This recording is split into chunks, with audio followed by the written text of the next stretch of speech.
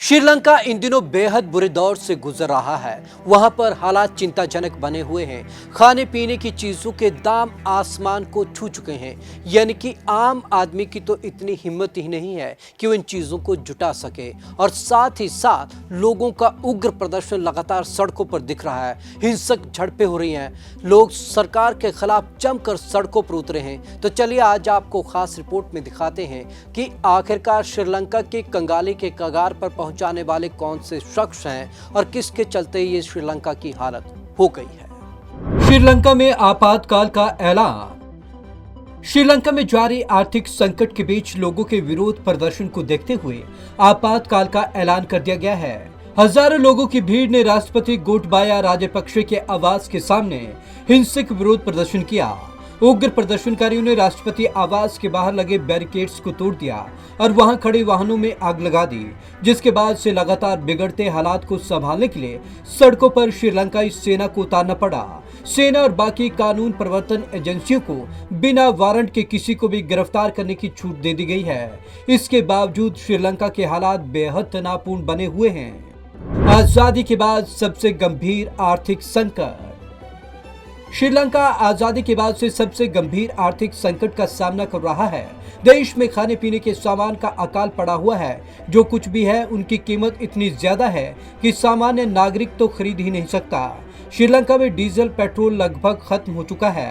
हालात इतने गंभीर है कि मरम्मत के लिए खड़ी बसों में से डीजल निकालकर दूसरी गाड़ियों में डाला जा रहा है। श्रीलंका में चावल 500 रुपए किलो तक बिक रहा है। 400 ग्राम दूध पाउडर की कीमत 790 रुपए है। वहीं 1 किलो चीनी 290 रुपए किलो हो गई है। आर्थिक हालात के लिए कौन जिम्मेदार?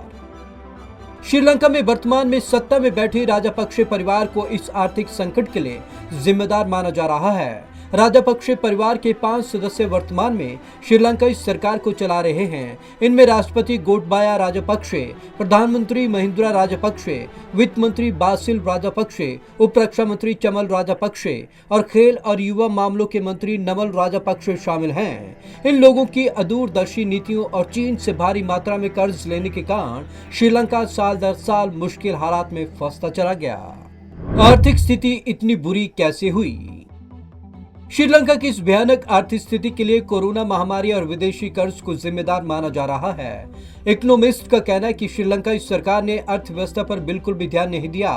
भ्रष्टाचार और वित्तीय कुप्रबंधन के कारण हालात लगातार बिगड़ते रहे और श्रीलंकाई सरकार इसे काबू करने के लिए लगातार कर्ज लेती रही। श्रीलंका का विदेशी मुद्रा भंडार इतना कम हो गया कि 2020 में सरकार को आयात पर प्रतिबंध लगाना पड़ा।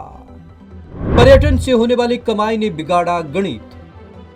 श्रीलंका के लिए पर्यटन कमाई का बहुत बड़ा जरिया है। हर साल लाखों की संख्या में विदेशी टूरिस्ट श्रीलंका आते हैं, जिससे यहाँ के होटल उद्योग और उसके साथ जुड़े बाकी बिजनेस तेजी से चलते हैं। लेकिन कोरोना के कारण विदेशी मेहमानों की आवक पर ब्रेक लग गया। इसी कारण बड़ी संख्या में लोग बेरोजगार हो गए। द्विपक्षीय देश होने के कारण इन लोगों के पास रोजगार का कोई दूसरा साधन नहीं बचा, जिस कारण इन लोगों से जुड़े परिवारों की आर्थिक स्थिति लगातार खराब होती चली गई। पैसे होते हुए भी लोग बदहाल।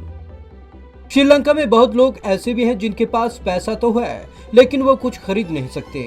पेट्रोल पंप पर तेल खत्म है, खाना पकाने के लिए गैस नहीं मिल रही, खाने पीने की चीजों में भारी कमी है। मीडिया रिपोर्ट्स की माने तो पूरे श्रीलंका में किसी भी पेट्रोल पंप पर पेट्रोल डीजल है ही नहीं। Bureau report, Punjab Kesari TV.